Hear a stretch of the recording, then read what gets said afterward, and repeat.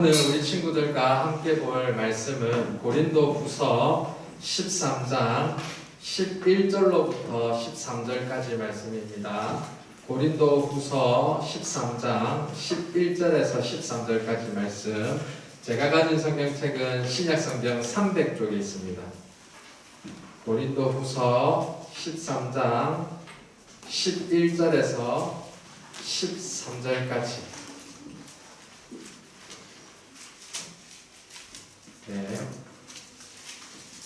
제가 읽어드리도록 하겠습니다. 마지막으로 말하노니 형제들아 기뻐하라. 온전하게 되며 위로를 받으며 마음을 같이하며 평안할지어다.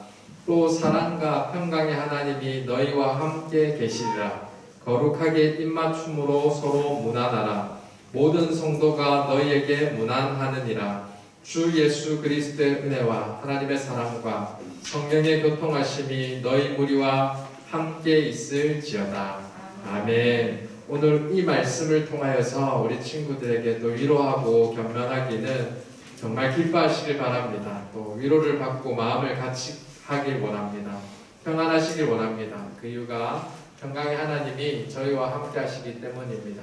그 하나님을 누리며 정말 기뻐하고 서로 격려하고 또 응원할 수 있는 우리 친구들 되길 원합니다. 우리 사랑하는 친구들, 혹시 지난주 예배 시간에 나눴던 말씀이 기억나나요? 우리가 약한 것이 부끄럽지 아니하는 것은 이 약한 질그릇 같은 우리도 하나님께서 이 약함을 통하여서 정말 능하신 하나님이 드러나시기에 우리 약함은 부끄럽거나 감출 것이 아니라 도리어 이 연약한 자를 쓰시는 하나님이 내 가운데 담겨 있다는 사실을 확인할 수 있기 때문에 더 감사가 되고 정말 하나님 능하신 하나님만 드러나기에 더 내가 쓰시는 도구가 확실하다는 확신을 가질 수 있다라고 배웠어요.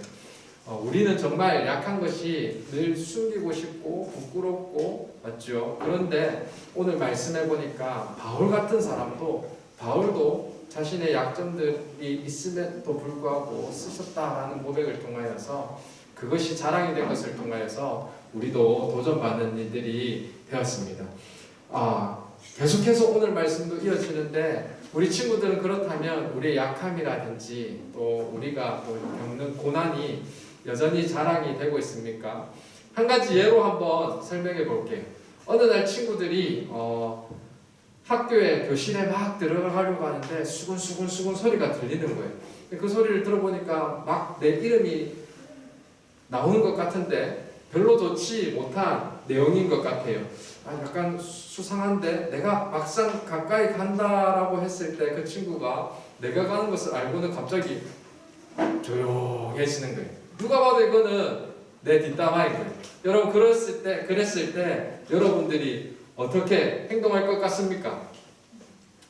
목사님 사실 어렸을 때 싸움을 엄청 좋아했거든요. 많이 즐겼거든요. 사실 어렸을 때뿐만 아니라 컸을 때도 그랬던 것 같아요. 목사님 형하고 이렇게 살다 보니까 또 연년생이다 보니까 늘 내가 뭘 더 가져야 되고 이런 생각이 많이 사로잡혀 있었고 목사님도 모르게 내 안에 또 여러 가지 약점들이 많다는 걸 알다 보니까 막 드러나는 게 싫어서 막 싸우려고 했던 일들이 많았던 것 같습니다. 우리 친구들은 어때요? 당장 뒤통수를 때린다든지 멱살을 잡았다든지 아니면 무슨 이야기를 했어 이렇게 따지지 않겠습니까? 혹시 그런 마음을 가지고 있는 친구들이 있다면 목사님도 오늘 말씀을 통하여서 힘을 얻었던 것처럼 우리 친구들도 힘을 얻고 위로받고 또 변화되는 시간 가져보도록 합시다. 오늘 그렇다면 본문에 들어가 보도록 하겠습니다. 오늘 본문은 계속해서 고린도 후서 말씀을 나누고 있습니다. 고린도 교회는 여전히 우리가 가진 모습이 이 고린도 교회에도 다 등장하고 있습니다. 고린도 교회가 특별히 이 바울을 향하여서 계속해서 공격하고 있었는데 이 바울을 향해서 공격하고 있었던 점들 혹시 기억나는 게 있나요? 앞서 말한 같이 첫 번째로 고린도 교회에서 바울을 의심한 것이 무엇이었냐면 첫 번째는 진실성에 대해서 의심을 했어요. 뒷담화를 까기를 그 사람 별로 신뢰할 만한 사람 아닌데 엄청 그 기분 나쁜 이야기겠죠. 목사님의 이야기 들으면 엄청 기분이 안 좋을 것 같아요. 사실 사도 바울이 뭐 하는 사람입니까? 복음 전하는 사람이잖아요. 예수님께서 지금 살아계신 것을 전하는 사람이잖아요. 사실을 보여주고 일어날 사실에 대해서 이야기하는 사람인데 그 사람 별로 신뢰할 만한 사람이 되지 않아 라고 말하는 것은 어찌 보면 그 사람을 부정하는 것과 같아요. 그래서 사역자들이 가장 중요하게 여긴 누구든지 그렇겠지만 내가 말하는 게 또 나는 참 신실하다라고 인정받는 것, 진실하다고 인정받는 게 어찌 보면 다른 것은 다 포기할 수 있어도 그것만은 포기 못하는 정말 깊은 내지 않은 자존심인 것 같아요. 자, 그런데 이 사도 바울을 공격할 때 사도 바울은 별로 신뢰할 만한 사람이 아니야 라고 의심을 받았어요. 왜냐하면 사도 바울이 고린도 교회에 온다라고 곧 갈 거라고 이야기했지만 고린도 교회에 가지 못했거든요. 그래서 사도 바울 공수처나 날리는 그런 사람으로 인식이 되었던 것 같아요. 사도행전 16장에 보면요, 사도 바울의 이야기가 등장을 합니다. 들어가기 전에 여러분들한테 간단하게 설명을 하자면, 여러분 그 서신서, 그 다음에 일반 서신서를 보면 우리가 쭉 나와 있지만 이게 별다고 역사적인 순서대로 써 있는 게 아닙니다. 어쩌면 갈라디아서가 더 앞선 것일 수도 있어요. 근데 분류를 할 때 고린도 전후서가 양이 좀 더 많잖아요. 그리고 고린도 지역이 좀 더 크잖아요. 이 분류법이 어떻게 됐는지 모르지만 아무튼 이 고린도 후서가 쓸 때는 보면 사도 바울이 1차 전도여행이 끝나고 이제 다시금 예루살렘 교회에 와서 선교 보고를 한 후에 2차 전도여행을 가고 난 후에 편지인 것 같아요. 그 사실을 알 수 있는 게 고린도 교인들이 왜 지금 고린도 교회에 먼저 온다 해놓고서 너 지금 마게도냐에 가 있냐 이렇게 의심을 했던 표현을 보면서 알 수 있어요. 근데 그 내용이 사도행전 16장에 탁 등장을 합니다. 사도 바울이 처음에 누가 뭐라 해도 아시아로 먼저 복음을 전하러 가고 싶었어요. 아시아로 가고 싶은 이유는 이제 아시아를 거쳐서 이 로마, 아시아라고 말하면 대륙, 아시아, 우리나라 온 거 아니에요. 그 당시 아시아로 소아시아, 지금 여러분들이 잘 알고 있는 터키 지방이 지금 아시아라고 표현하는 성경의 지역입니다. 그래서 아시아 터키를 지나서 바로 이제 로마잖아요. 그래서 빨리 편만하게, 또 그 당시 로마가 제일 큰 나라였고 힘 있는 나라였기 때문에 로마만 복음으로 충만해지면 온 로마가 장악한 나라에게 복음을 전하는 게 수월하고 효과적인 것이었기 때문에 사도 바울은 로마로 빨리 가고 싶었어요. 그래서 앞서 고린도 교회에 내가 가는 길에 들리겠다라고 말을 했던 겁니다. 그런데 16장에 어떤 일이 등장하느냐, 사도 바울이 당연히 아시아로 가려고 마음을 먹었는데 계속 그 일이 멈춰지더라는 겁니다. 계속 희한하게 지금 하나님께서 빨리 서쪽으로 이동하고 싶은 바울의 생각과는 다르게 계속 유럽 쪽으로 천천히, 아니 더 천천히 지금 돌아가게 하고, 더 놀랍게는 왜 이런 일이 일어날까 고민하는 사도 바울에게 도리 하나님께서는 꿈을 꿀 때 환상을 주셔서 어떤 마게도냐 사람이 나를 도우라 라고 이렇게 말하면서 마게도냐 지방으로 인도를 하더라는 겁니다.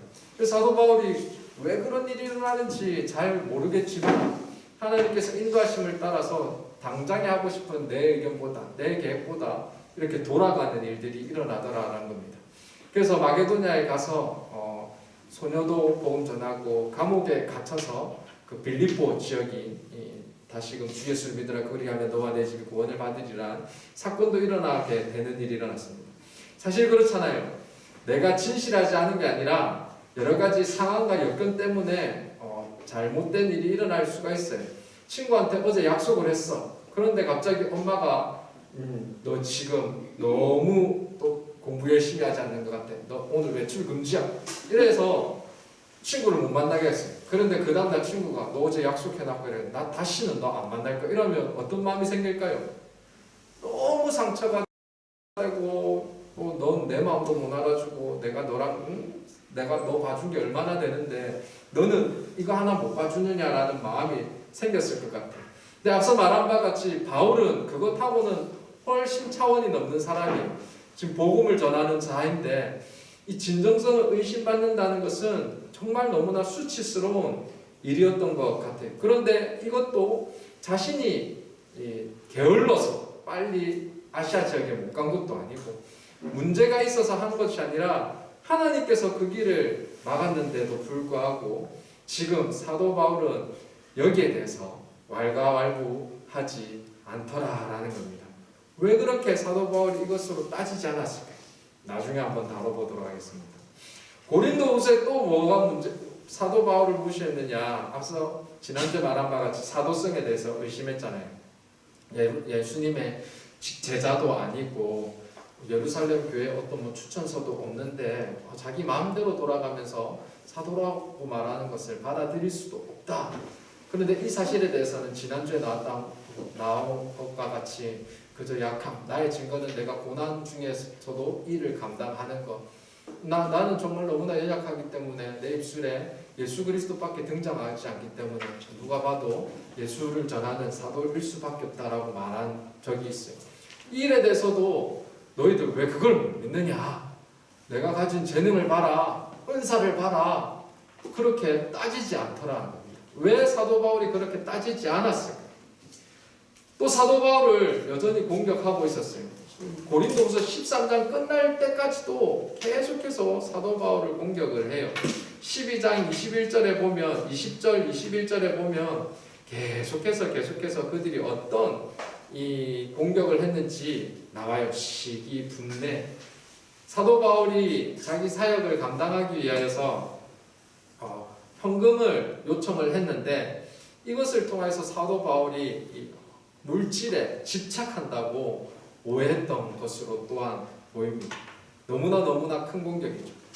근데 사도 바울에 대해서 가장 큰 공격은 사실 약함을 자랑했던 이유는 잘 알다시피 약함을 사람들이 많이 공격했던 것 같아요. 제일 수치스러운 거죠. 사도 바울 여러분 혹시 네이버나 구글 같은데 그 그림으로 사도 바울 한번 보신 적 있습니까? 목사님도 구글이랑 네이버 가서 사도 바울 치니까 사도 바울의 그림, 그러니까는 사도 바울일 것으로 생각하면서 그림들이 많이 등장하는데 그 중에서 제일 많이 등장하는 게 사도 바울이 이제 편지를 쓰고 있는 그림이 제일 많이 등장하더라고요.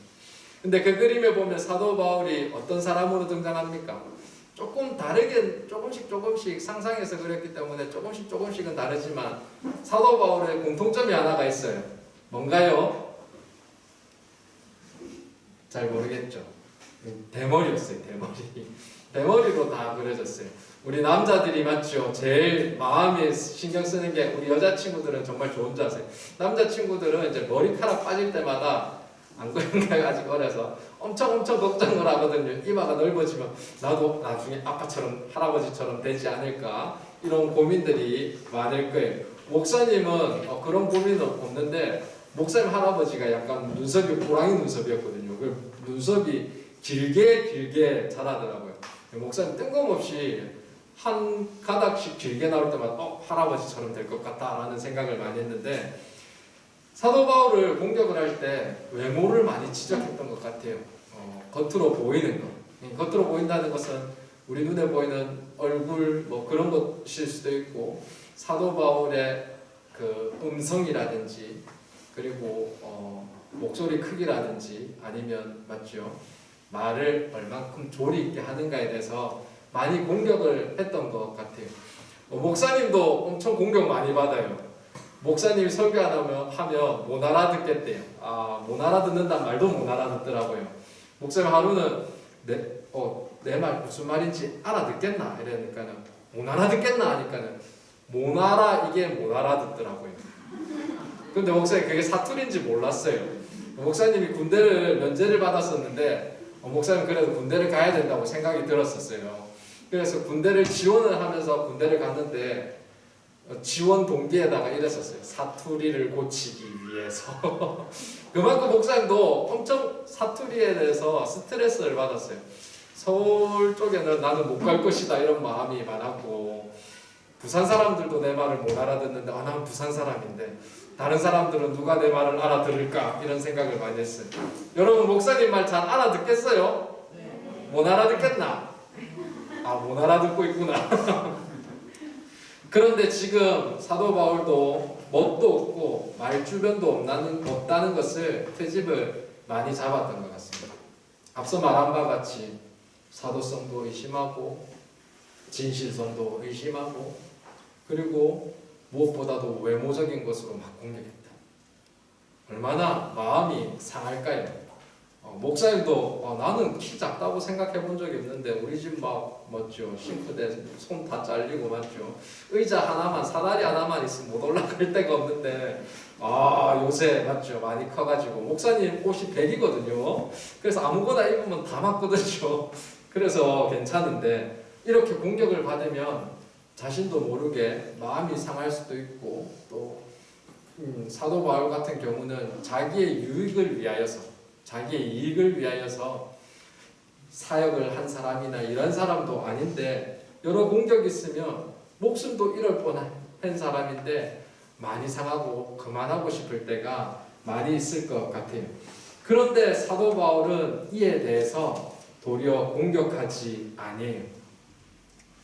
우리가 읽진 않았지만 12장 21절에 보면 지금 내가 너희들의 공격에 있어서 약한 것이 더 자랑이다라고 말한 이 이유조차도 내가 변명거리로서 이야기한 것이 아니다. 나는 지금 너희들의 공격에 대하여서 마음 상한 것도 아니고 아니면 변명거리로서 내가 대답하는 것도 아니다. 도리어 너희들이 이렇게 공격하는 이 악한 마음으로 인하여서 하나님의 은혜를 받지 못하게 될까? 말씀이 그치게 될까? 내가 두려워하여서 도리어 이야기를 했다. 슬퍼하면서 이야기했다. 그러면서 오늘 13장에서 지금 앞서 고린도후서에서 나왔던 자신들의 약함을 자랑한 모든 이유가 무엇이었느냐라고 하면 계속해서 너희들을 축복하기 위해서라고 격려하기 위해서라고 하나님의 은혜를 흘러보내기 위해서라고 말씀하고 있습니다. 앞서 말한 바와 같이 너희 안에 있는 다툼, 또 시기, 분냄, 당짓는 것과 수군거리는 것과 거만함과 혼란의 모든 문제들이 도리어 이 잘못을 앞서 지적했다거나 아니면 사도 바울의 사도성에 대해서 설명한 모든 이유도 이것들은 오늘 9절 말씀에 보니까 우리가 약할 때 너희가 강한 것을 기뻐하고 또 이것을 위하여 구하니 곧 너희가 온전하게 되는 것이라. 바울은 이 모든 일들 너희들이 가지고 있는 잘못된 모습들과 내가 지금 이 사도성을 가지고 있다는 것을 설명한 모든 이유도 내 인생의 변명거리나 아니면 너희들의 잘못을 들춰내기 위하여서 이야기하는 것이 아니라 지금 너희를 너무나 걱정을 하여서 온전하게 되길 원하는 마음으로 이야기했다는 겁니다. 그들이 하나님에 대한 사랑과 신앙을 회복하기를 원하는 마음으로 그들을 교훈하고 있었다라는 겁니다. 고린도 교회가 그랬던 것처럼 바울도 그들을 비난하고 비판할 수도 있었지만 바울은 그렇게 하지 않았다라는 겁니다. 우리는 단순히 일로 받았다면 일로 되치는 거면 그 정도면 당연한 것이고 결코 나쁜 것이 아니다라고 생각을 하지만 오늘 사도 바울이 우리에게 보여주시는 모습은 앞서 예수님께서 원수를 사랑하는 모습, 베드로를 향하여서 1년번씩 7번이라도 용서하라는 모습들이 등장하고 있습니다. 왜 이렇게 가능할까요? 사도 바울 인생의 목적이 이 한 영혼을 구하는 것이었기 때문입니다. 사도 바울이 이렇게 복음 증거자가 된 이유가 자신이 그렇게 죄 많고 자신이 그렇게 예수님을 비방했던 사람인데 예수님께서 사랑한다고 말씀하여 주셨을 뿐만 아니라 사역자로 삼으신 그 은혜를 알기 때문에 오늘 사도 바울이 이 일을 감당할 수 있게 되었던 것입니다. 우리 13절 있잖아요. 고린도후서 13장 13절. 우리가 너무나 잘 알고 있는 말씀이잖아요. 목사님이 항상 하는 마지막에 하는 축도 13장 13절 주 예수 그리스도의 은혜와 하나님의 사랑과 성령의 교통하심이 너희 무리와 함께 있을지어다. 바울이 고린도 교회 편지를 마무리하면서 고린도 교회를 이렇게 축복하면서 마무리하더라라는 겁니다. 이 축복의 말씀이 마지막에 목사님의 축도로 사용되는 구절이기도 합니다. 그만큼 바울의 축복은 오늘날도 여전히 계속해서 사용해야 될 정도로 중요한 특별한 축복인 겁니다. 목사님이 예배 마지막을 이 축도로 마치는 이유는 이 강복선언이라고 또 이렇게 부르는데요. 축도로 마치는 게 뭐 기도가 아니에요. 축도 목사님이 막 손 들고 이렇게 하잖아요. 기도가 아니라 축도로 마치는 이유는 예배는 다 순서의 의미가 있는데 축도를 할 때는 예수님께서 다시 오실 것을 기대하는 모습. 예수님께서 올라가신 모습대로 이 복을 선언하는 것이 이 축도인데, 쉽게 말해서 이거예요. 예수님께서 제자들하고 사역을 다 하시고 3일 만에 죽으셨다가 3일 만에 부활하신 후에 40일간 제자들과 함께 계시다가 이 하늘로 올라가시잖아요. 근데 그렇게 올라가신 것처럼 다시 오실 것이다 라고 제자들에게 약속해 주셨어요. 그래서 예배를 통하여서 올라가신 모습대로 예수님께서 오실 줄 믿습니다 라고 고백하는 것이 축도인데요. 근데 예수님께서 다시 오실 일이 얼마나 우리에게 기쁜 일이고 우리를 사랑하시는 선언인지 이 축도를 통하여서 설명을 하는데, 그 축도에 포함된 본문이 이 고린도후서 13장 13절이더라라는 겁니다. 그럼 예수님께서 다시 오시는 것이 우리 가운데 얼마나 큰 기쁨인지 너무나 정확하게 설명해 주는 것이 고린도후서 13장 13절인데, 이것은 여러분들 생각할 때 축도라고 하니까 우리 가운데 복이 있을 겁니다. 복이 있을 겁니다. 이렇게 이야기해요. 그 복이 어떤 복이냐? 어떤 복이냐? 성부 하나님의 복이 어떤 복이고, 성자 예수님의 복이 어떤 복이고, 성령 하나님의 복이 어떤 복이냐? 그것은 앞서 바울이 받은 은혜더라라는 겁니다. 성부 하나님의 정말 사랑, 정말 내가 용서받을 수 없는 죄인인데 사랑하여 주시고 이렇게 사역자로 삼아주신 그 사랑이 정말 인생의 가장 큰 복입니다. 그리고 예수 그리스도의 은혜, 말로 다 할 수 없는 은혜잖아요. 이 사람을 위해서 목숨을 바쳐주셨다는 것, 그 높으신 하나님께서 생명 주셨다는 것, 또 성령하신 하나님의 교통하심, 오늘도 나와 함께 하시고 내 안에 계셔서 오늘도 내가 하는 모든 이야기들을 들어주시고 응답하여 주시는, 기도 응답하시는 그 하나님. 그리고 여기서 교통하다는 것은 교제한다는 거잖아요. 교제, 하나님과 교제. 근데 성령 하나님과 교제하는 사람은 또 누구랑 교제할 수 있는 거예요? 정말 하나 될 수 없었던 성이 다르고, 맞죠? 지위가 다르고, 그리고 태어난 곳도 다른 사람들을 사랑할 수 있고, 무엇보다도 이 교통이라는 게 얼마나 놀라운 일이라면 오늘 사도 바울이 자신을 향해서 이렇게 비난하는 고린도 교인들하고도 이렇게 서로 교제할 수 있었다. 교제할 수 있는. 이게 참으로 하나님의 은혜 아니고는 설명할 수 없는 큰 복이기에 오늘 다시 오실 예수님을 향하여서 바라볼 때 이 복이 너무나 큰 복이기에 축도를 통해서 계속해서 선언하더라라는 겁니다. 우리 사랑하는 친구들, 오늘 사도 바울이 이렇게 이 복이 우리 인생의 가장 큰 복을 다시 한 번 더 고린도 교회에 설명할 수 있었던 것은 그들이 사도 바울에게 고린도 교인들이 잘해줬거나 아니 뭔가를 줬거나 해서가 아니라는 사실을 분명히 알기 원합니다. 도리어 고린도 교회는 사도 바울을 향해서 공격을 하고 힘들게 하고 어렵겠지만 사도 바울은 정말 하나님께서 주신 은혜에 집중한 사람이었기 때문에 그 은혜가 너무나 크기에 고린도 교인들을 이해할 뿐만 아니라 도리어 그들에게 또 사랑을 계속해서 흘러보낼 수 있었던 겁니다. 그들의 저주를 도리어 축복으로 보내는 사람이 될 수 있었던 겁니다. 자, 그렇다면 우리에게 중요한 주제와 또 전해주는 의미가 있습니다. 뭔가요? 나 정말 하나님 앞에 은혜 많이 받아야겠다. 왜 그래요? 하나님한테 은혜를 많이 받아야지 여러분 다른 사람들이 어찌하든 그 사람을 사랑할 힘이 생기기 때문입니다. 내가 이 사람에게 주는 만큼 되돌려 준다고 이렇게 생각을 하면 힘들어요. 여러분들 지나면 지날수록 더 그것을 느끼게 될 거예요. 여러분 목사님은 결혼을 했는데요. 집에 가면 아이들도 있고 또 아내도 있습니다. 여러분 아내나 아이들이 나한테 주는 것만큼 내가 사랑을 하면요. 이 집이 계속 유지될 수가 없어요. 여러분 목사님처럼 좋은 인격을 가진 사람도 말이에요. 그런데 여러분들 어떻게 그것이 가능합니까? 어떻게 가능해요? 정말 하나님께서 주신 은혜를 계속해서 받을 때 하나님의 은혜를 흘러보내는 나는 통로이기 때문에 연약함도 부족함도 덮어주고 또 사랑으로 안을 수 있게 되는 거예요. 여러분들 이 사람을 볼 때 이 사람은 사랑받는 자다라고 표가 나요. 그 말 가운데 어떤 있어도 좋은 말, 칭찬하는 말, 또 격려하는 말이 나온 사람은 사랑받는 사람이.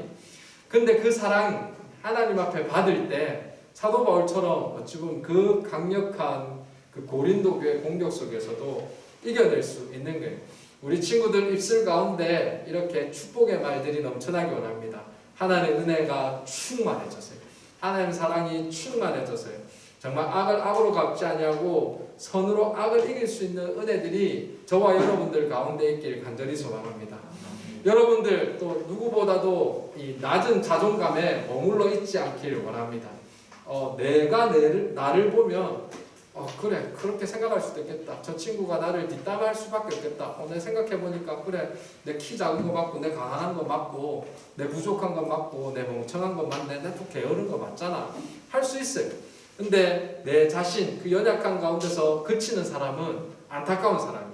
연약한 가운데 뭘 볼 줄 알아야 돼요. 이 약함을 들어서시는 하나님, 앞서 말한 것 질그릇 같은 나에게 보석이 담긴 것을 깨달아야 되는 거예요. 여러분 우리 가운데 쉽게 말하면 우리가 그런 거예요. 여러분 보석함 알고 있죠? 보석함은 뭐로 만들어져 있어요? 뭐 대단한 금으로 만들어져 있습니까? 은으로 만들어져 있습니까? 진짜 부자는 보석들을 어디다 숨기는 줄 알아요? 그냥 천에 돌돌돌 말아갖고 그 이불 밑에 숨기더라고요. 그 예전에 할머니 할아버지들 보면 맞잖아요. 제일 오래된 가구 밑에 목사님 이불장 밑에 보면 뭔가 서류봉투가 팍 나와요. 그럼 서류봉투 표본 뭐예요? 집문서 땅문서잖아요. 별로 안 중요한 데다가 이렇게 하는 거예요. 왜냐하면 훔쳐갈까봐 그런 거잖아요. 근데 여러분 보석함 여러분들 혹시 엄마 아빠한테 받은 돌반지 이런 친구 있습니까? 보면 거의 뭐 만들어봤자 플라스틱이잖아요. 그런데 그거 별로 안 중요하다고 보석함 별로 안 중요하다고 뭐 화장실 그냥 위에 뭐 싱크대 위에 이렇게 놔둔 친구 있습니까? 아니잖아요. 여러분들이 제일 좋아하는 책상 안에 맞죠? 그리고 저 안에 이렇게 넣어놨잖아요. 왜 그래요? 소중히 여기고 그리고 가끔씩 그 보석함 껍데기만 봐도 희죽희죽 웃잖아요. 보석이 없으신가요? 네.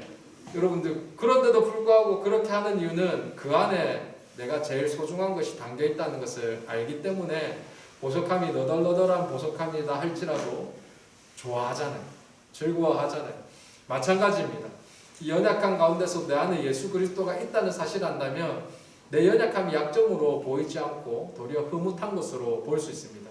그럴 때 여러분들이 교만한 게 아니라 거만한 게 아니라 허세가 아니라 예수 그리스도가 있으면 정말 강한 자들 앞에서도 높은 자들 가운데서도 그 겉모습이라든지 사람 됨됨이로 판단하지 않기 때문에 담대하게 내가 전할 복음의 힘이 생기고 말할 수 있는 것들이 생길 수 있는 거예요. 부끄럽지 않는 일이 생기더라라는 겁니다. 또 어떻습니까? 여러분들 앞서 말한 바와 같이 자존감 결단코 낮을 필요 없습니다. 또한 여러분들 나아갈 때 이 사역을 할 때 여러분들 하는 일에 대해서도 걱정하지 않길 바랍니다. 내가 지금 하는 거 무슨 의미가 있을까? 아니에요. 하나님께서는 그걸 쓰시고 도리어 그것을 축복하시더라는 겁니다.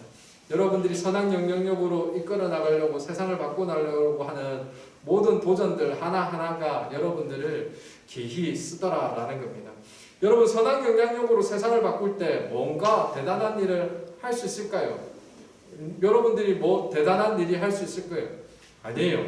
정말 작은 일들에서부터 진실하게 또 성실하게 또 이웃을 위해서 남을 위해서 한 가지씩 한다면 여러분들을 통하여서 축복의 통로로 삼으실 거예요.